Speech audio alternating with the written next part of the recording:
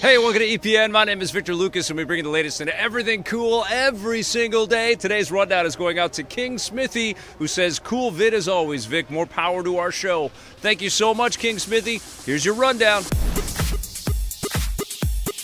Disney has announced loads of new details about their upcoming streaming subscription service. First of all, we finally know what it will be called. It shall henceforth be known as Disney Plus. As for what we'll be able to watch, along with the already announced Star Wars show The Mandalorian, Disney has announced a second Star Wars series. It's a prequel to the 2016 film Rogue One and will star Diego Luna as the gritty rebel Cassian Andor. No word yet on a premiere window. For Marvel fans, Disney has also confirmed that Disney Plus will get a new live-action series starring Tom Hiddleston as the villainous god of mischief, Loki. This is the first official confirmation about the show, but no word on other rumored Marvel projects like the Scarlet Witch series. Disney Plus will be launching very soon. This is big news. Disney is definitely pulling out the big guns and coming right at Netflix, which they have to do. They have all of these really valuable properties. I was very excited to see that Diego Luna is returning to the role of Cassian Andor. I thought that there was a lot of material that we didn't really get to examine in that very stuffed movie. I thought the movie was fantastic, and I appreciated it more every time I watched it, but I did want to know more about these characters, and I think it's great. Let's just hope that everything is as good as we all hope it will be.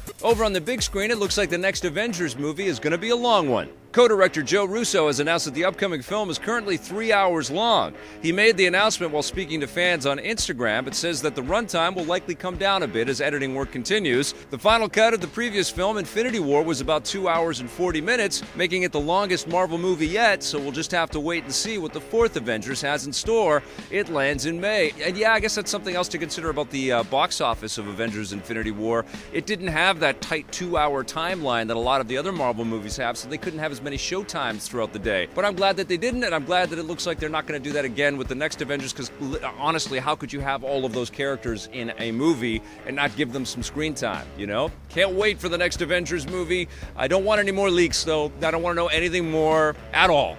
But we'll keep reporting Avengers news right here on the Rundown. With all this talk of Disney's new streaming service, it's easy to forget that they already own a huge streaming service. Disney has revealed what they plan to do with Hulu after they become the majority owners following their acquisition of 20th Century Fox. For starters, they plan to take Hulu international, opening it up to audiences in Canada, Europe, and other territories for the first time. This means we'll be able to watch Hulu originals, but it's unclear how much third-party content will be available because licensing issues might cause problems in some regions. Disney will take control of Hulu next year once they finish buying Fox. Right now, the service is owned by several different studios, including Disney and Fox, who all have a minority stake. However, once Disney has finished buying Fox, their combined shares will account for more than half the company, effectively giving them complete control. That's expected to happen next year. And if I were a betting man, I think that with the recent cancellations of Netflix Marvel shows, which are sort of targeted at a more mature audience, I think this new reformatted Hulu is a perfectly good home for stuff like that, and maybe that's one of the reasons why we're starting to see this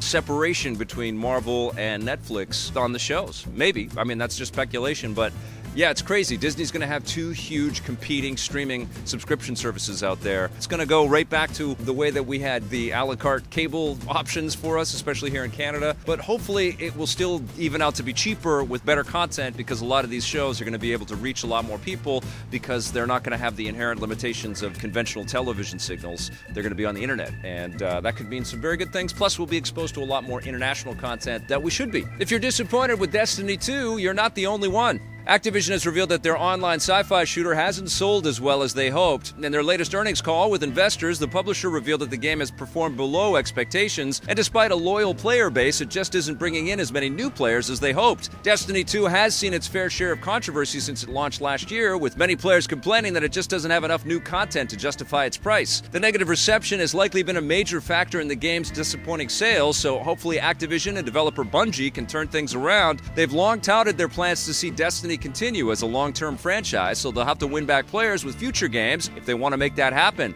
You know, I've loved my experience with Destiny, but yeah, I think one of the things that they've got with this game is they have to keep content flowing like it's an MMO or like it's, you know, some huge subscription service type game.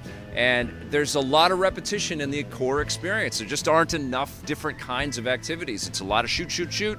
Reverse that, go back and shoot the same kind of baddies with maybe a different skin on them. Shoot, shoot, shoot. I don't know. They've crafted an incredible universe in Destiny. There's a lot to kind of build off of. But yes, it's such an expensive universe. It costs a fortune to make. It costs a fortune to upkeep. It really needs that player base to kind of justify more investment. It's got to mix it up. You need some more modes. You need to, you know, throw in some different kinds of experiences into Destiny 2. Nintendo has found an interesting way to cut the price of the Switch JoyCon controllers.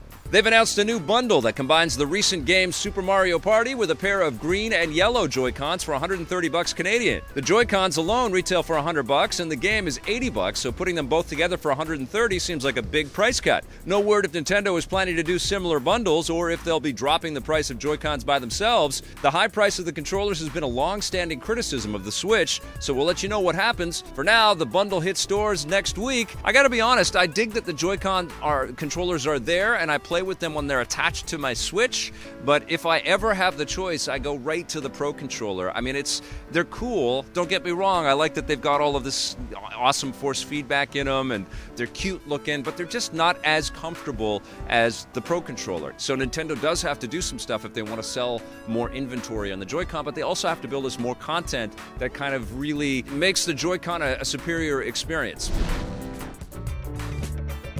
All right, you guys, that's going to do it for our rundown today. Thank you so much for watching. Have yourselves a fantastic weekend. And while you're enjoying that weekend, don't forget that we've made lots of content for you to enjoy. So please click around, watch our stuff. If you dig it, hit subscribe, hit that little bell. If you're so inclined, you can become a member by joining EPN, which is awesome.